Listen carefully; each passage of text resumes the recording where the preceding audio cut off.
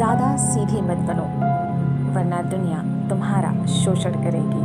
प्रणाम दोस्तों, आज हम आपको ऐसी ही कहानी सुनाएंगे जिनसे ये पता चलेगा कि हमें दुनिया में इतनी सीधे नहीं रहना चाहिए कि लोग हमें मूर्ख समझने लगे। आज से कई साल पहले एक गांव में एक युवक रहता था। युवक दिल का बहुत अच्छा था, इसलिए वो हमेशा दूसरों की मदद कर दिया करता था।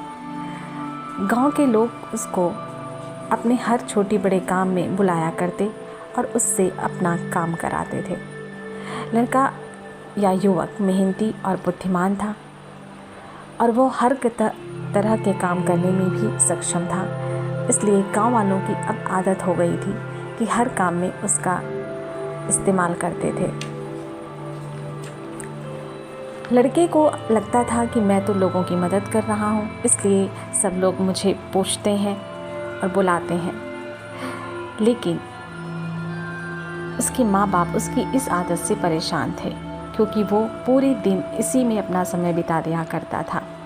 कई बार तो ऐसा भी होता कि लोग उससे उसके घर का सामान मांग लेते थे और उसे लौटाते भी नहीं थे, लेकिन वह युवक अपनी संकोच के कारण लोगों को मना नहीं कर पाता था। उसके माँ बाप भी उसकी इस आदत से बहुत परेशान थे और दुखी रहते थे कि उनके बच्चे को लोग अपने काम में इस्तेमाल करते हैं और घर का सामान भी धीरे धीरे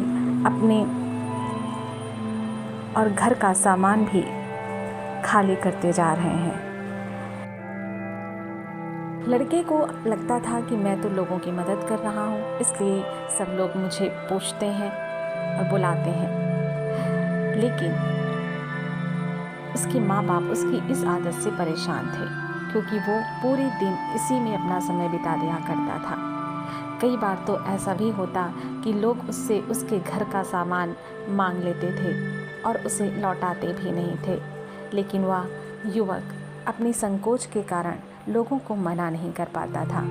उसके माँ बाप भी उसकी इस आदत से बहुत परेशान थे और दुखी रहते थे कि उनके बच्चे को लोग अपने काम में इस्तेमाल करते हैं और घर का सामान भी धीरे धीरे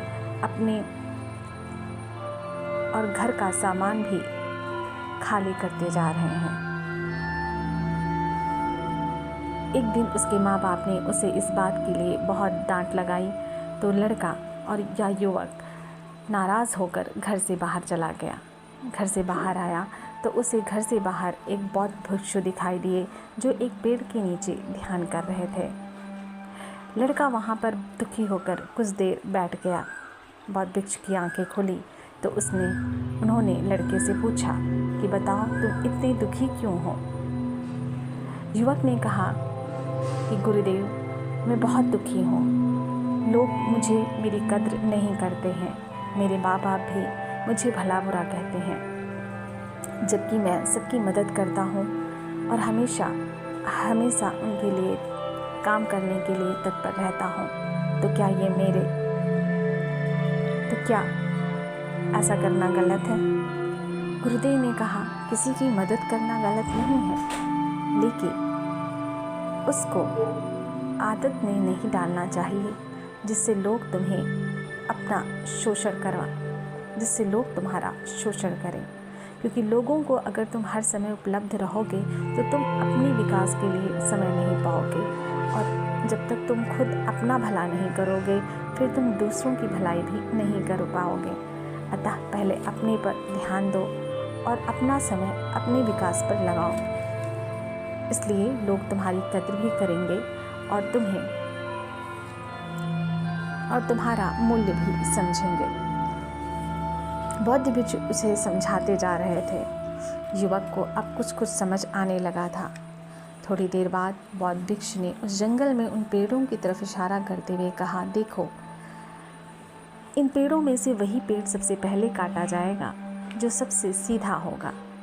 इसलिए सीधे मत बनो। सीधा बनना और संकोची होना इस बात का प्रमाण है कि ये तुम्हारी कमजोरी है।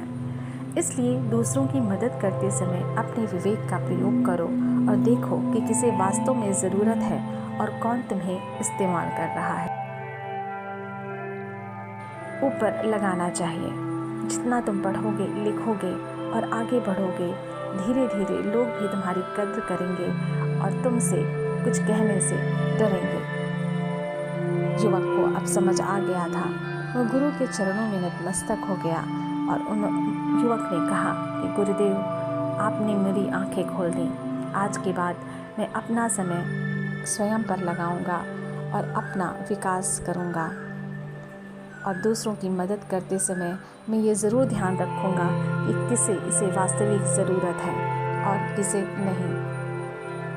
इस कहानी से हमें ये शिक्षा मिलती है कि आप पहले अपनी भलाई करें, अपना भला करें, उसके बाद दूसरों का भला करें, क्योंकि दुनिया में आपसे ज़्यादा महत्वपूर्ण व्यक्ति कोई और नहीं है। दुनिया में आप ही सबसे ज़्यादा महत्वपूर्ण हैं। इस बात को आप समझें। इसलिए जो भी करें सबसे पहले उसमें अपने आप को प्राथमिकता दें, उसके बाद दूसरों को।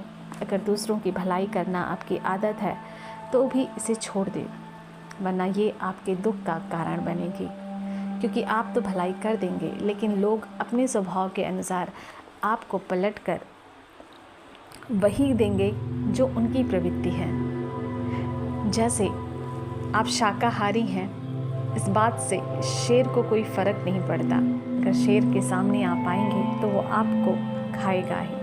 तो दुनिया भी ऐसी ही है, उससे कोई फ़र्क नहीं पड़ता कि आप कैसे हैं या आपने उनकी मदद की थी कि नहीं। वो तो आप अपने अनुसार और अपने स्वार्थ के अनुसार आपसे व्यवहार करेगी। इसलिए थोड़ा स्वार्थी बने और अपनी भलाई करना शुरू करें। आज के लिए इतना ही।